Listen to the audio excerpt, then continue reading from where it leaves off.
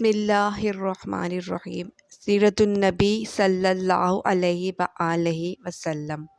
उन्वान, ये गालिब आएगा।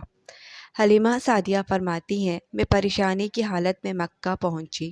आप सल्लल्लाहु अलैहि वआलैहि वसल्लम के दादा अब्दुल मुत्तलिब के पास पहुंचते ही मैंने कहा, मैं आज रात मोहम्मद को लेकर आपके पास आ रही थी।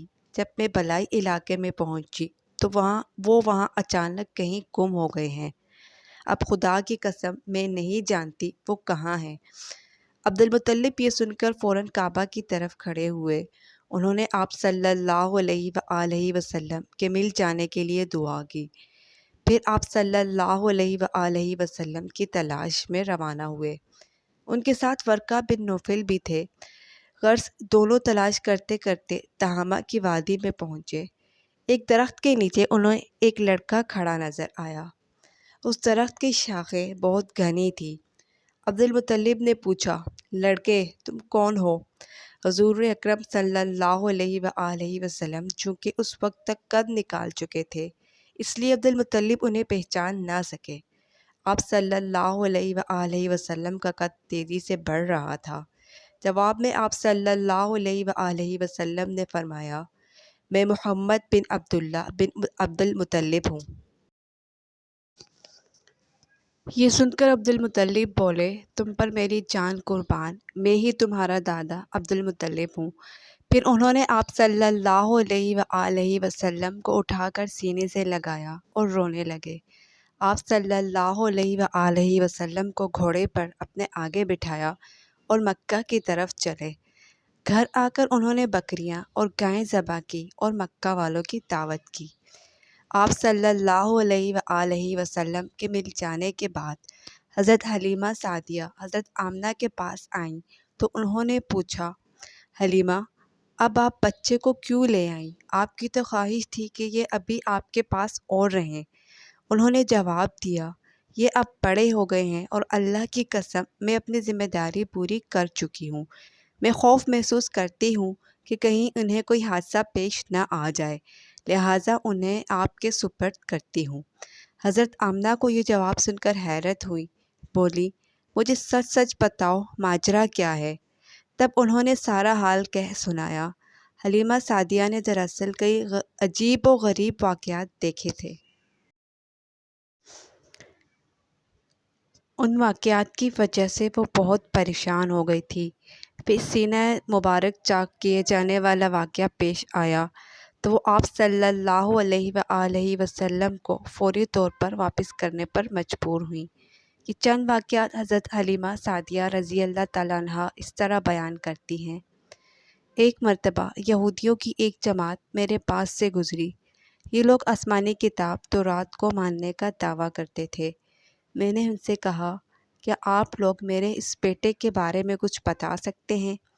साथ ही मैंने हुज़ूर अकरम सल्लल्लाहु अलैहि वसल्लम के पैदाइश के बारे में उन्हें तफसीलात सुनाई। यहूदी तफसीलात सुनकर आपस में कहने लगे, इस बच्चे को कत्ल कर देना चाहिए। ये कहकर उन्होंने पूछा, क्या ये बच्चा यतीम है? मैंने उनकी बात सुन ली थी कि वो उनके कत्ल का इरादा कर रहे हैं, सो मैंने जल्दी से अपने शौहर की तरफ इशारा करते हुए कहा, नहीं, ये रहे इस बच्चे के बाप। तब उन्होंने कहा, अगर ये बच्चा यतीम होता तो हम उसे ज़रूर कत्ल कर देते। ये बात उन्होंने इसलिए कही कि उन्होंने अपनी पुरानी किताब में पढ़ रखा था कि एक आखिरी नबी आने वाले हैं। उनका दीन सारे आलम में फैल जाएगा, हर तरफ उनका बोलबाला होगा। उनकी पैदाइश और बचपन की ये अलामात होंगी और ये कि वो यतीम होंगे। अब चूँकि उनसे हलीमा सादिया ने ये कह दिया कि ये बच्चा यतीम नहीं है, तो उन्होंने ख़याल कर लिया कि ये वो बच्चा नहीं है। इस तरह उन्होंने बच्चे को कत्ल करने का इरादा तर्क कर दिया। उसी तरह उनके साथ ये वाक़या पेश आया। एक मरतबा वो आप सल्लल्लाहु अलैहि वसल्लम को अक्कास के मेले में ले आई। जाहिलियत के दौर में यहाँ बहुत मशहूर मेला लगता था। ये मेला ताइफ और नखला के दरमियान में लगता था। عرب کے لوگ حج کرنے آتے تو شوال کا مہینہ اسی میلے میں گزارتے، کھیلتے کودتے اور اپنی پڑھائیاں بیان کرتے۔ حلیمہ سعدیہ رضی اللہ تعالیٰ عنہ آپ صلی اللہ علیہ وسلم کو لیے بازار میں گھوم رہی تھیں کہ ایک کاہن کی نظر آپ صلی اللہ علیہ وآلہ وسلم پر پڑی۔ اسے آپ صلی اللہ علیہ وسلم میں نبوت کی تمام علامات نظر آ گئیں۔ اس نے پکار کر کہا، لوگوں، اس بچے کو مار ڈالو۔ حلیمہ اس کاہن کی بات سن کر گھبرا گئی اور جلدی سے وہاں سے سرک گئی۔ اس طرح اللہ تعالیٰ نے حضور اکرم صلی اللہ علیہ وآلہ وسلم کی حفاظت فرمائی۔ میلے میں موجود لوگوں نے کاہن کی آواز سن کر ادھر ادھر دیکھا کہ کس بچے کو قتل کرنے کے لیے کہا گیا ہے، مگر انہیں وہاں کوئی بچہ نظر نہیں آیا۔ آپ لوگوں نے کاہن سے پوچھا، کیا بات ہے؟ آپ کس بچے کو مار ڈالنے کے لیے کہہ رہے ہیں؟ اس نے لوگوں کو بتایا، میں نے ابھی ایک لڑکے کو دیکھا ہے، معبودوں کی قسم وہ تمہارے دین کو ماننے والوں کو قتل کرے گا، تمہارے بتوں کو توڑے گا اور وہ تم سب پر غالب آ جائے گا۔ یہ سن کر لوگ آپ صلی اللہ علیہ وآلہ وسلم کو تلاش میں ادھر ادھر دوڑے لیکن ناکام رہے۔ حلیمہ سعدیہ رضی اللہ تعالیٰ عنہا آپ صلی اللہ علیہ وآلہ وسلم کو لیے واپس آ رہی تھی کہ ذوالحجاز سے ان کا گزر ہوا۔ یہاں بھی میلہ لگا ہوا تھا۔ اس بازار میں ایک نجومی تھا۔ لوگ اس کے پاس اپنے بچوں کو لے کر آتے تھے اور وہ بچوں کو دیکھ کر ان کی قسمت کے بارے میں اندازے لگاتا تھا۔ حلیمہ سعدیہ اس کے نزدیک سے گزری تو نجومی کی نظر حضور اکرم صلی اللہ علیہ وآلہ وسلم پر پڑی۔ نجومی کو آپ صلی اللہ علیہ وآلہ وسلم کی مہر نبوت نظر آ گئی۔ ساتھ ہی آپ صلی اللہ علیہ وآلہ وسلم کی آنکھوں کی خاص سرخی اس نے دیکھ لی۔ وہ چلا اٹھا، اے عرب کے لوگوں، اس لڑکے کو قتل کر دو، یہ یقیناً تمہارے دین کے ماننے والوں کو قتل کرے گا، تمہارے بتوں کو توڑے گا اور تم پر غالب آ جائے گا۔ یہ کہتے ہوئے وہ آپ صلی اللہ علیہ وآلہ وسلم کی طرف جھپٹا، لیکن اسی وقت وہ پاگل ہو گیا اور اسی پاگل پن میں مر گیا۔ ایک اور واقعہ سیرت ابن ہشام میں ہے کہ حبشہ کے عیسائیوں کی ایک جماعت حضور اکرم صلی اللہ علیہ وآلہ وسلم کے پاس سے گزری۔ اسی وقت آپ صلی اللہ علیہ وسلم حضرت حلیمہ کے ساتھ تھے اور آپ صلی اللہ علیہ وآلہ وسلم کو وہ آپ کی والدہ کے حوالے کرنے جا رہی تھی۔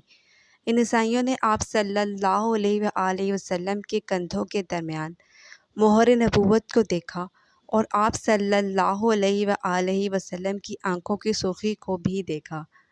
انہوں نے حلیمہ سے پوچھا، کیا اس بچے کی آنکھوں میں کوئی تکلیف ہے؟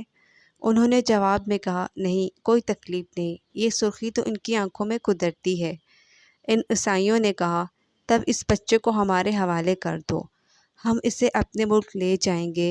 یہ بچہ پیغمبر اور بڑی شان والا ہے، ہم اس کے بارے میں سب کچھ جانتے ہیں۔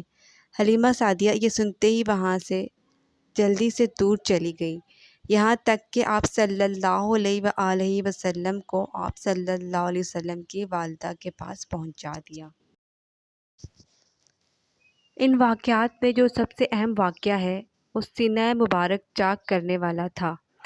روایات سے یہ ثابت ہے کہ آپ صلی اللہ علیہ وآلہ وسلم کے سینہ مبارک پر سلائی کے نشانات موجود تھے، جیسا کہ آج کل ڈاکٹر حضرات آپریشن کے بعد ٹانکے لگاتے ہیں۔ ٹانکے کھول دیے جانے کے بعد بھی سلائی کے نشانات موجود رہتے ہیں۔ اس واقعے کے بعد حلیمہ سعدیہ اور ان کے خاوند نے فیصلہ کیا کہ اب بچے کو اپنے پاس نہیں رکھنا چاہیے۔ جب حلیمہ سعدیہ نے آپ صلی اللہ علیہ وآلہ وسلم کو حضرت آمنہ کے حوالے کیا، اس وقت آپ صلی اللہ علیہ وآلہ وسلم کی عمر 4 سال تھی۔ ایک روایت یہ بھی ملتی ہے کہ اس وقت عمر شریف 5 سال تھی۔ ایک تیسری روایت کے مطابق 6 سال ہو چکی تھی۔ جب حلیمہ سعدیہ نے آپ صلی اللہ علیہ وآلہ وسلم کو حضرت آمنہ کے حوالے کیا تو اس کے کچھ دنوں بعد حضرت آمنہ انتقال کر گئی۔ والدہ کا سایہ بھی سر سے اٹھ گیا۔ حضرت آمنہ کی وفات مکہ اور مدینہ کے درمیان ابوا کے مقام پر ہوئی۔ آپ کو یہیں دفن کیا گیا۔ ہوا یہ کہ آپ صلی اللہ علیہ وآلہ وسلم کی والدہ آپ صلی اللہ علیہ وآلہ وسلم کو لے کر اپنے مائکے مدینہ منورہ گئیں۔ آپ صلی اللہ علیہ وآلہ وسلم کے ساتھ ایمن بھی تھی۔ ایمن کہتی ہیں، ایک دن مدینہ کے دو یہودی میرے پاس آئے اور بولے، ذرا محمد کو ہمارے سامنے لاؤ، ہم انہیں دیکھنا چاہتے ہیں۔ وہ آپ صلی اللہ علیہ وسلم کو ان کے پاس لے آئی۔ انہوں نے اچھی طرح دیکھا، پھر اپنے ایک ساتھی سے کہا، یہ اس امت کا نبی ہے اور یہ شہر ان کی ہجرت گاہ ہے، یہاں زبردست جنگ ہوگی، قیدی پکڑے جائیں گے۔ آپ صلی اللہ علیہ وآلہ وسلم کی والدہ کو یہودیوں کی اس بات کا پتہ چلا تو وہ ڈر گئی اور آپ صلی اللہ علیہ وآلہ وسلم کو لے کر مکہ کی طرف روانہ ہوئیں، مگر راستے میں ہی ابوا کے مقام پر وفات پا گئیں۔